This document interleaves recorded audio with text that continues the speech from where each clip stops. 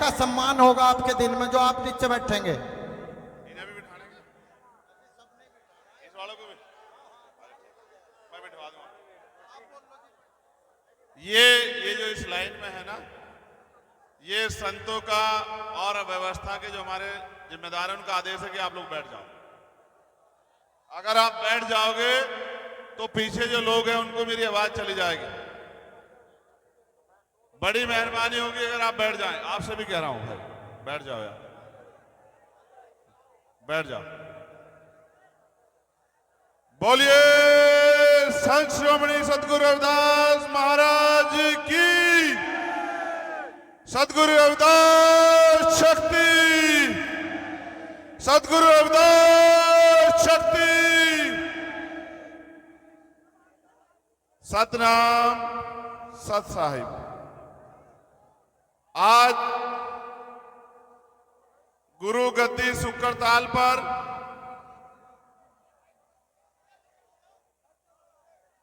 महात्मा ज्ञान भिक्षुदास जी की 64वीं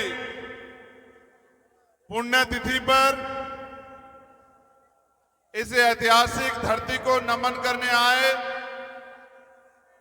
लाखों लाखों की संख्या में हमारी माएं बहनें, हमारे बड़े बुजुर्ग, नौजवान साथी और यहां उपस्थित सभी संत, महात्मा गद्दी पर नशीन महात्मा गोवर्धन दास जी और जिनका आशीर्वाद पहले दिन से आज तक मेरे सर पे है, अमर ज्योति सतगुरु समनदास जी महाराज जी के चरणों में भी मैं नमन करता हूं। बोलिए सतगुरु समनदास महाराज की। उनके साथ साथ जिस धरती पर आप बैठे हैं, जिनके नेतृत्व में ये खरीदी गई, मास्टर हरिकिशन जी के चरणों में भी मैं नमन करता हूं। आज वो इस दुनिया में नहीं। आज हम यहां शांति से बैठे हैं, लेकिन इसको तैयार करने में बहुत बड़ा योगदान है। और जितने भी रविदासिया धर्म के इस मिशन को आगे बढ़ाने वाले हमारे संत, गुरु और गुरु प्रेमी, गुरुमुखी जितने यहां, मैं उनको भी धन्यवाद देता हूं, उनके पर चरणों में भी नमन करता हूं। सम्मानित इस सत्संग में उपस्थित कई प्रदेशों से आए सतगुरु जी के प्यारे, संगत में बैठे सत्संगियों, मैं चंद्रशेखर आजाद, ये सच है कि आप लोगों ने अपने आशीर्वाद से मुझे एमपी बनाया, लेकिन मैं समाज का बेटा ही हूं, समाज का बच्चा ही हूं और जब तक जीऊंगा समाज का बेटा और बच्चा ही रहूंगा। मेरी बात को आप याद रखना। आज हम यहां उपस्थित हुए हैं, मैं आपको अपने दिल की बात बताता हूं। मेरे पिताजी और मेरा पूरा परिवार मेरे घर को 2 घर छोड़ के सतगुरु रविदास जी महाराज का गुरु घर है। मैंने उनके अलावा किसी दर पे मत्था नहीं टेका पूरी जिंदगी। अगर किसी दर पे टेका तो सतगुरु रविदास जी महाराज के गुरु घर में मत्था टेका, और उसका क्या सिला मुझे मिला और उनमें कितनी शक्ति है, उसका उदाहरण चंद्रशेखर आजाद आपके सामने खड़ा है। आप लोग डरना बंद कर दो और इधर उधर जाना बंद कर दो, अपने गुरु घरों में जाओ, सब कुछ ठीक हो जाएगा। ये अच्छे लोग नहीं है जो डिस्टर्ब कर रहे हैं। सत्संग की गरिमा को बना के रखो। हमने अनुशासन में रहना सिखाया है, अनुशासन में रहो। आज भी मेरे याद है, जब भी कहीं सत्संग होता था,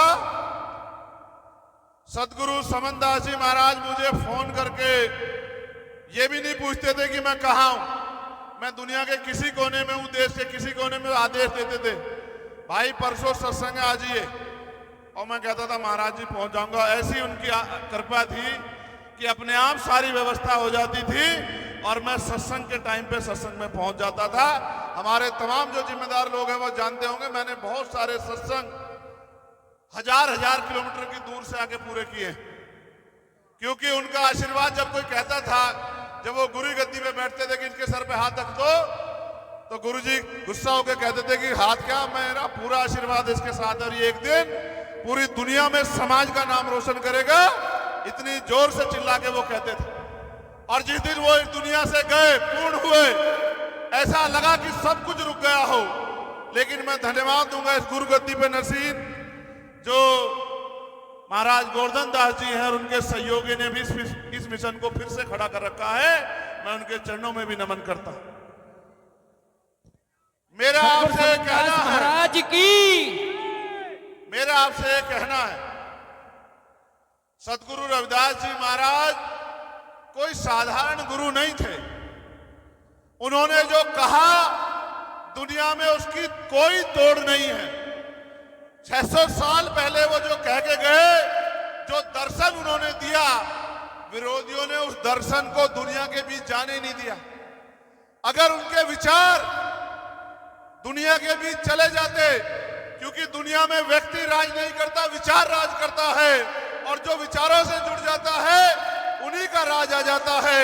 जब तमाम तरफ राजा महाराजा राज करते थे, 600 साल पहले उन्होंने ऐसा चाहूं राज में जहां मिले सबन्नु अन्न और छोटे बड़े सब संबसे, रविदास रहे प्रसन्न। ऐसा राज जहां कोई ऊंच नीच ना हो, कोई छोटा बड़ा ना हो, कोई भेदभाव ना हो, कोई गरीबी अमीरी ना हो, किसी बहन बेटी का अपमान ना हो, किसी को खाने के लिए अन्न की, तन ढकने के लिए कपड़े की और सर ढकने के लिए छत की, पीने के लिए पानी की कोई समस्या ना हो। सब लोग मानवतावादी राज में रहे। ऐसे राज की कल्पना 600 साल पहले की। अगर ये राज की कल्पना जो लोग उस समय के सत्ता में स्थापित लोग थे कोई कर देता तो पूरी दुनिया में जय जयकार होती। लेकिन हमारे गुरुजी को और उनके विचार दर्शन को बहुत लंबे समय तक रोकने का प्रयास किया गया। मैं तो धन्यवाद देता हूं हमारे सिख भाइयों का कि उन्होंने गुरु ग्रंथ साहिब में सतगुरु रविदास जी वाणियों को सबसे ऊपर रखा, उनका इतिहास जिंदा रखा। और सतगुरु जी ने कहा, मैं समाज को भी संदेश के तौर पे कह रहा हूं और बात सुनना, आपको समझ आएगी। एक बार संगत ने सतगुरु जी ने पूछा कि गुरुजी हम इतनी मेहनत करते हैं, पसीना बहाते हैं, तमाम तरह के संघर्ष करते हैं, जमीन का सीना चीर के फसल उगाते हैं, फिर भी हम गरीब बेबस लाचार क्यों हैं?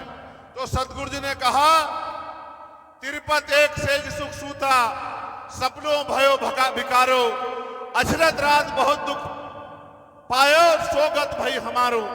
इसका मतलब यह है कि इस देश में हमारे जो पूर्वज थे वो सुख शांति से अपने जीवन को जीते थे, राज में जीते थे। लेकिन जिसे सपने में आदमी सो जाए, उसका सामान चोरी हो जाए, इस तरह बाहरी आक्रमण यहां हुआ और हमारा राजपाट हमसे छीन लिया गया। जिनका राजपाट इस देश में होता था, आज बुरी बात है, मुझे संतों के बीच में कहना पड़ रहा है कि आज उनकी बच्चियों पे भी जुल्म जाति की जाती है, मूछे रखने पे, पगड़ी पहनने पे उनके साथ जुल्म किया जाता है, यहां तक कि घोड़ी पे बैठने पे भी जुल्म किया जाता है। इसका कारण यह है कि अगर आप अपने गुरुओं की बात पे नहीं चलोगे, संतों की बात पे पहरा नहीं दोगे, तो फिर आपकी तरक्की नहीं हो सकती। आप किसी के बाप को बाप कह लो, लेकिन अगर आप अपने बाप को बाप नहीं कहोगे तो आपका उद्धार नहीं हो सकता। मेरी बात को आप याद रखना। सतगुरु जी ने कहा, रास्ता बताया, मैं आपको कह रहा हूं, इस रास्ते पे चल जाओ तो आपका जीवन पार हो जाएगा। सतगुरु जी ने कहा कि रविदास मानुष करी बसन्नु, सूकर है दो ठाव, एक सु स्वराज माही दूसर मरगट गाओ। कि अगर सुख शांति का जीवन जीना है, इज्जत सम्मान का जीवन जीना है, तो दो ही रास्ते हैं। पहला, स्वराज माही अपना राज लाओ, और अगर राज नहीं ले पाए तो सुख शांति मिलेगी मरने के बाद शमशान घाट कब्रिस्तान में। अगर जीते जी चाहिए तो स्वराज लाओ, अपना राज लाओ। आज देखो लाखों की संख्या यहाँ है, तो मुझे कल ये बताना कि आपकी जिंदगी में सब अच्छा हो गया है क्या? सब अच्छा तब होगा जब आपका राज आएगा। और मुझे कड़वे शब्दों में ये कहना है, महाराज जी यहां बैठे हैं, महाराज जी किसी और का सत्संग होता है, ऐसी व्यवस्था होती कि पत्ता नहीं हिलता। ये प्रशासन के लोग हमारी हैसियत नहीं समझते हैं। जितने लोग यहाँ कहीं नहीं किसी गद्दी पे इकट्ठा होते होंगे और वहां 40-40, 100-100, 200-200, 500-500 पुलिस वाले लग के व्यवस्था करते हैं, किसी को खरोच नहीं आती। और यहाँ तो अगर ये हमारे पहरेदार ना हो आपके, तो यहाँ रास्ते भी बंद हो जाएंगे। मैं प्रशासन से भी ये कहता हूं, याद रखना, अगर अगली बार जब सत्संग होगा और व्यवस्था अच्छी नहीं हुई तो चैन से सोने नहीं दूंगा आपको। मेरी बात को अच्छी तरह दिमाग में रखना, कोई गलतफहमी मत रखना, कोई गलतफहमी मत रखना। ये मत समझना कि ये रविदासियों का सत्संग है और इसकी हैसियत नहीं। हमारी हैसियत ऐसी है कि जब दिल्ली में गुरु घर तो टूटा था तो हमने दिल्ली के तख्त को 24 घंटे में हिला दिया था। हमारी हैसियत की याद रखना, इतने हल्के मत समझना। ये जो बाणे में लोग बैठे हैं, ये हमारे सर माते हैं, ये हमारी पगड़ी है, ये हमारे गुरु, हमारा सम्मान है। और अगर इनके सम्मान पे आ जाएगी तो फिर इसकी कीमत आपको चुकानी पड़ेगी। प्रशासन शासन के लोगों, ये बात आप याद रखना। मैं व्यवस्था देख के आया हूं, अगर हमारे लोग जिम्मेदारी ना उठाएं तो ऐसा लगता है कि यहां कुछ भी नहीं हो रहा है। ये बहुत गलत बात है। ये हम भी टैक्स देते, दोहरा नहीं चलने देंगे। अगली बार सत्संग होगा तो व्यवस्था ऐसी होगी जैसी दूसरे लोगों के लिए होती है। और हमें किससे बुराई नहीं, उनके लिए और अच्छी करो। लेकिन हमारी माए बहनें सड़कों पे परेशान हो रही है, पानी में तमाम परेशानियां, रास्तों पे ये रास्ते भी नहीं बने। ये हमारी गुरु गद्दी है, इसका इतना मान है कि चाहे तो सत्ता को इधर पलट दे और चाहे सत्ता को इधर पलट दे। आप जानते नहीं हमारी गुरु गद्दी की ताकत को। मैं आपको एक जानकारी और देता हूं। जब तक इस देश में जिस दर्शन की बात मैंने की, जब तक बेगमपुरा दर्शन नहीं आएगा, इस बात को समझना,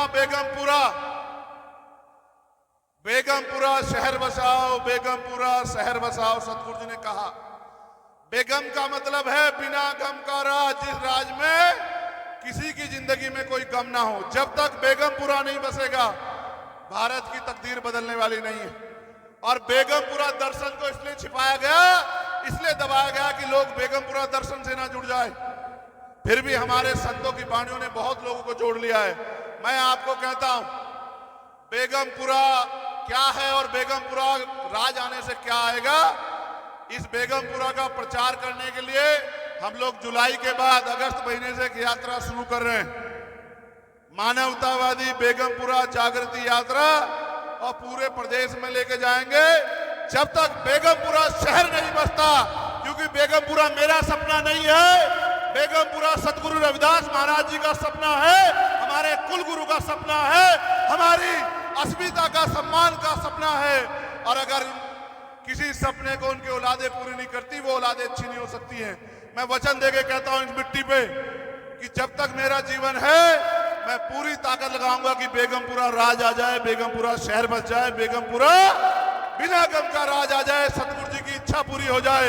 एक उनका खून, उनका बेटा होने के नाते बेगमपुरा राज लाने के लिए हम लोग पूरी मेहनत करेंगे। इसलिए समाज को दर्शन से जागरूक करने का काम करेंगे। और मैं फिर कह रहा हूं, नेता तो समाज ने बनाया हूं, लेकिन समाज का खून हूं। मेरे खून का एक कतरा कतरा आपकी इज्जत के काम आएगा। आप पे उठने वाली हर लाठी के लिए ढाल है चंद्रशेखर आजाद। इस बात का वचन इस गुरु गद्दी से आप लोगों को दे रहा हूं। मैंने सुख सुविधा के लिए रास्ता नहीं अपनाया। जैसे संतों ने बाणा समाज को दिशा दिखाने के लिए पहना है, उसलिए मैंने बाणा समाज को सही दिशा दिखाने के लिए पहना है। मैंने 16-16 महीने जेल काटी, आप जानते हो। 16-16 महीने मैंने दिल्ली में गुरु घर टूटने में 96 लोगों ने 66 दिन तक जेल काटी, 250 लाठियां खाई। इतना जुल्म सहा, मेरे पैरों के नखून खींच ले गए, मेरी रीढ़ की हड्डी तोड़ दी गई। मैं घबराया नहीं कभी, क्योंकि मेरे सतगुरु महाराज का हाथ मेरे ऊपर था। और आप जानते हो 4-4 गोली चलाई गई मेरे ऊपर। 1 साल नहीं हुआ, यही महीना था, 4 गोली चलाई गई। और जो डरते हैं, इधर उधर जाते हैं, देखो सतगुरु रविदास जी महाराज का आशीर्वाद था कि आपका ये लाल जिंदा है। 4-4 गोली भी इसका कुछ नहीं बिगाड़ पाई। और उन्हीं का आशीर्वाद है। सबके रोकने के बाद भी 1.5 लाख वोट से समाज ने इज्जत की पगड़ी मेरे सर पे बांधी। मैं पूरी जिंदगी इस कर्ज को अदा करूंगा। मैं आपका खून था, खून हूं और खून रहूंगा। और मैं वचन देता हूं गुरु गद्दी पे बैठे हमारे गुरुओं को और सभी संतों को कि जब जब आपको मेरी जरूरत पड़ेगी बिना बुलाए आपकी सेवा में हाजिर मिलूंगा। और अगली बार 1 महीने पहले इस व्यवस्था को मैं खुद देखूंगा। मैं देखूंगा शासन प्रशासन कैसे हमारे मान सम्मान के साथ खिलवाड़ करता है। अब तो आपने मुझे ताकत दे रखी है, अगर मैं 1 घंटे को बैठ जाऊं तो यहीं सारे अधिकारी नाचते फिरेंगे। मैं किसी वजह से अगर मैं सत्संग की गरिमा को नहीं समझता तो आज ही दिखाता इनको कि चंद्रशेखर आजाद क्या कर सकता है। मैं बहुत बहुत धन्यवाद दूंगा और मैं पुनः संगत से अपील करूंगा कि अपने गुरुओं की वाणियों पे चलो। ये जो नशा इसको छोड़ो, ये जो कुरीतियां बुराइयां इनको छोड़ो, अंधविश्वास पाखंडवाद को छोड़ो। और ये जो दहेज प्रथा समाज में खड़ी हो गई है, जो कामयाब होते हैं दहेज दहेज दहेज, इसको भी छोड़ो, आपका भला हो जाएगा। और हेलमेट लगाया करो जब आप चला करो, अपनी जिंदगी की रक्षा करो और नशे से अपने परिवार को दूर रखो। और ये तभी दूर, सतगुरु जी ने समंदा जी ने कितने परिवार पार तारे, लाखों परिवारों को छुटकारा दिलाया। आप भी अपने बच्चों को समझाओ, तभी समाज आगे बढ़ेगा। बहुत बहुत धन्यवाद। एक जोर से जयकारा लगा दो मेरे साथ। बोलिए परम संत सतगुरु समनदास महाराज की, अमर ज्योति महात्मा ज्ञान भिक्षुदास जी की। बोलिए संत श्रोमणी सतगुरु रविदास महाराज की। सतगुरु रविदास शक्ति, सतगुरु रविदास शक्ति। अमर रहे। बहुत बहुत धन्यवाद। जय भीम, जय भारत, जय संविधान।